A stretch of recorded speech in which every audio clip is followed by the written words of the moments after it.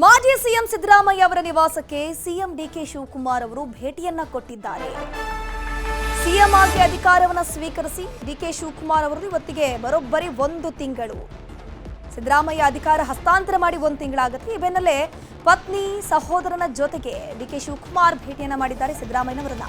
ಸಿದ್ದರಾಮಯ್ಯ ನಿವಾಸದಲ್ಲೇ ಉಪಹಾರವನ್ನು ಕೂಡ ಸೇವಿಸಿದ್ದಾರೆ. ಕುಟುಂಬ ಸಮೇತರಾಗಿ ಭೇಟಿ. ಅಧಿಕಾರ ಹಸ್ತಾಂತರವಾದ ಬಳಿಕ ಮೊದಲ ಭೇಟಿ ಇದು. ಸಿದ್ದರಾಮಯ್ಯನವರಿಗೆ ಧನ್ಯವಾದವನ್ನ ಹೇಳಿದ್ದಾರೆ ಸಿಎಂ ಕುಟುಂಬ. ಸಿದ್ದರಾಮಯ್ಯ ಜೊತೆಗೆ ಕೆಲಕಾಲ ಆತ್ಮೀಯವಾಗಿ ಚರ್ಚೆಯನ್ನು ಕೂಡ ನಡೆಸಿದ್ದಾರೆ. ತಮ್ಮ ಮನೆಗೂ ಊಟಕ್ಕೆ ಸಿದ್ದರಾಮಯ್ಯನವರಿಗೆ ಆಹ್ವಾನಿಸಿದ್ದಾರೆ ಸಿಎಂ ಡಿಕೆ ಶಿವಕುಮಾರ್ ಕುಟುಂಬ. ಪತ್ನಿ ಉಷಾ, ಸಹೋದರ ಡಿಕೆ ಸುರೇಶ್ ಜೊತೆಗೆ ಡಿಕೆ ಶಿವಕುಮಾರ್ ಅವರು ಭೇಟಿ ನೀಡಿ ಹಲವು ವಿಚಾರಗಳ ಬಗ್ಗೆ ಚರ್ಚೆಯನ್ನು ನಡೆಸಿದ್ದಾರೆ. ಅಧಿಕಾರವನ್ನ ಕೊಟ್ಟ ಮಾತಿನಂತೆ ಸಿದ್ದರಾಮಯ್ಯನವರು ತಮ್ಮ ಸಿಎಂ ಸ್ಥಾನವನ್ನು ಡಿಕೆ ಶಿವಕುಮಾರ್ ಅವರಿಗೆ ಹಸ್ತಾಂತರವನ್ನು ಮಾಡಿದ್ರು.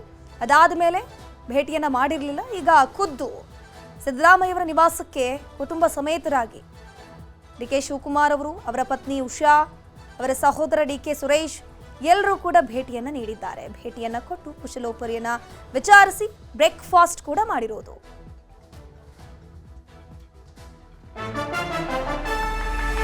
ಡಿಕೆ ಶಿವಕುಮಾರ್ ಸಿಎಂ ಆಗಿ 1 ತಿಂಗಳಾಗಿದೆ. ಇವತ್ತಿಗೆ 30 ದಿನಗಳ ಆಡಳಿತದಲ್ಲಿ ಸಿಎಂ ಸಿಕ್ಸರ್ ಬಾರಿಸಿದ್ದಾರೆ. 10 ಹಲವು ನಿರ್ಧಾರವನ್ನು ಕೈಗೊಂಡಿದ್ದಾರೆ ಸಿಎಂ ಡಿಕೆ ಶಿವಕುಮಾರ್ ಅವರು. ಫುಲ್ ಆಕ್ಟಿವ್ ಆಗಿದ್ದಾರೆ 1 ತಿಂಗಳಿನಲ್ಲಿ. ರಾಜ್ಯದ ಸಮಗ್ರ ದೂರದೃಷ್ಟಿಯ ಯೋಜನೆಯನ್ನ ಜಾರಿಗೆ ತರ್ತಾ ಇರುವಂಥದ್ದು. ಅನೇಕ ನಿರ್ಣಯವನ್ನು ಕೂಡ ಸಿಎಂ ಡಿಕೆ ಶಿವಕುಮಾರ್ ಅವರು ಕೈಗೊಂಡಿದ್ದಾರೆ. ಉಚಿತ ಬಸ್ ಪಾಸ್ ಇರಬಹುದು, ಪ್ರಜಾ ಸೇವೆ ಸೇರಿ ಹಲವು ಯೋಜನೆಗಳನ್ನು ಜಾರಿಗೆ ತಂದಿದ್ದಾರೆ. ಯುವಕರಿಗೆ ಅನುಕೂಲ ಆಗುವಂತಹ ಯೋಜನೆಗಳನ್ನು ತಂದಿದ್ದಾರೆ. ಅದರ ಜೊತೆಗೆ ಅಪರಾಧ ತಡೆಗೂ ಕೂಡ ಸಿಎಂ ಮಾಸ್ಟರ್ ಪ್ಲಾನ್ ಅನ್ನು ಮಾಡಿಕೊಂಡಿದ್ದಾರೆ. ಡ್ರಗ್ಸ್ ಹಾವಳಿ ತಡೆಯೋಕೆ ಕೂಡ ಖಡಕ್ ಸೂಚನೆಯನ್ನ ಪೊಲೀಸರಿಗೆ ಕೊಟ್ಟಿರೋದು. ಅಮಲು ಬೆರೆಸುವಂತಹ ಪಾನ್ ಮಸಾಲ ನಿಷೇಧದ ಎಚ್ಚರಿಕೆಯನ್ನು ಕೂಡ ಕೊಡಲಾಗಿದೆ. ಸೊ ಪಾನ್ ಮಸಾಲದಲ್ಲಿ ಡ್ರಗ್ಸ್ ಮಿಕ್ಸ್ ಇದೆ ಅನ್ನುವಂತಹ ಮಾಹಿತಿ ಸಿಕ್ಕಿದ ಬೆನ್ನಲ್ಲೇ ಆಹಾರ ಸುರಕ್ಷತಾಧಿಕಾರಿಗಳನ್ನು ಕೂಡ ಕಳಿಸಿ ರೇಡ್ ಮಾಡಿಸಿದ್ದಾರೆ. ಸ್ಯಾಂಪಲ್ಗಳನ್ನು ಕಲೆಕ್ಟ್ ಮಾಡಲಾಗಿದೆ. ಇನ್ ಕೇಸ್ ಆ ಪಾನ್ ಗುಟ್ಕಾ ಮಸಾಲದಲ್ಲಿ ಏನಾದರೂ ಡ್ರಗ್ಸ್ ಅಂಶ ಇದ್ದದ್ದು ಬೆಳಕಿಗೆ ಬಂದಲ್ಲಿ ಕರ್ನಾಟಕದಲ್ಲಿ ಗುಟ್ಕಾ ಪಾನ್ ಮಸಾಲ ಎಲ್ಲವೂ ಕೂಡ ಬ್ಯಾನ್ ಆಗುತ್ತೆ. ಸೊ 10 ಹಲವು ನಿರ್ಧಾರಗಳನ್ನು ಕೈಗೊಂಡಿದ್ದಾರೆ.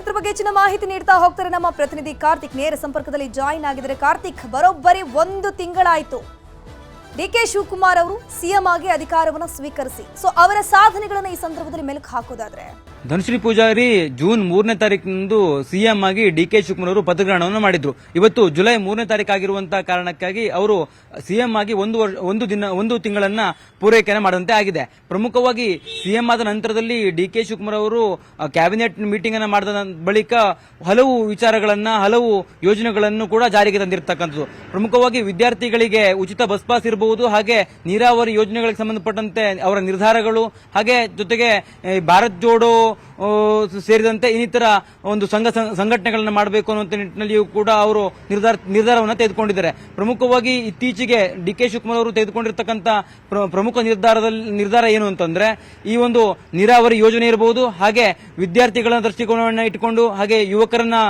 ದೃಷ್ಟಿಯಾಗಿಟ್ಟುಕೊಂಡು ಅವರು ಘೋಷಣೆ ಏನ್ ಮಾಡಿದ್ರು ಅಂತಂದ್ರೆ, ಉದ್ಯೋಗವನ್ನು ಕೂಡ ನಾವು ಭರ್ತಿಯನ್ನ ಮಾಡ್ತೇವೆ ಅನ್ನುವಂಥ ನಿಟ್ಟಿನಲ್ಲಿ ಅವರು ಒಂದು ಘೋಷಣೆಯನ್ನು ಕೂಡ ಮಾಡಿರ್ತಕ್ಕಂಥದ್ದು. ಈಗಾಗಲೇ 1 ತಿಂಗಳನ್ನ ಪೂರೈಕೆ ಮಾಡಿರುವಂತಹ ಸಂದರ್ಭದಲ್ಲಿ ಡಿಕೆ ಶಿವಕುಮಾರ್ ಅವರ ಸಾಧನೆಯನ್ನ ಮೆಲುಕು ಹಾಕ್ತಾ ಹೋಗೋದಾದ್ರೆ, ಇತ್ತೀಚೆಗೆ ಅವರು ಏನು ಈ ಒಂದು ಉದ್ಯೋಗ ಭರ್ತಿ ಸೇರಿದಂತೆ ಪಾನ್ ಮಸಾಲ ಗುಟ್ಕಾವನ್ನು ಕೂಡ ನಾನು ಬ್ಯಾನ್ ಮಾಡ್ತೇನೆ ಅನ್ನುವಂತ ರೀತಿಯಲ್ಲಿ ಹೇಳಿಕೆಗಳನ್ನ ಕೊಟ್ಟರು. ಅಂದ್ರೆ ಉದ್ಯೋಗವನ್ನ ಯುವಕರಿಗೆ ಕೊಡುವ ಜೊತೆಗೆ ಅವರ ಕರ್ನಾಟಕದ ಯುವಜನರ ಆರೋಗ್ಯವನ್ನು ಕೂಡ ಕಾಪಾಡಬೇಕು ಅಂತ ಅನ್ನುವಂತ ನಿಟ್ಟಿನಲ್ಲಿ ಒಂದಿಷ್ಟು ನಿರ್ಧಾರಗಳನ್ನ ತೆಗೆದುಕೊಳ್ತೇನೆ ಅನ್ನುವಂತ ರೀತಿಯಲ್ಲಿ ಹೇಳಿಕೆಗಳನ್ನು ಕೂಡ ಕೊಟ್ಟಿದ್ರು. ಜೊತೆಗೆ ಗ್ರಾಮೀಣ ಭಾಗದಲ್ಲಿ ಯುವಕರನ್ನ ಸಂಘಟಿಸಬೇಕು ಅನ್ನುವಂತ ಒಂದು ನಿರ್ಧಾರದ ಕಾರಣಕ್ಕಾಗಿ ಅವರು ಭಾರತ್ ಜೋಡೋ ಯುವಕ ಸಂಘವನ್ನ ನಿರ್ಮಾಣ ಮಾಡೋದಕ್ಕೂ ಕೂಡ ಈಗಾಗಲೇ ನಿರ್ಧಾರವನ್ನು ತೆಗೆದುಕೊಂಡಿದ್ದಾರೆ.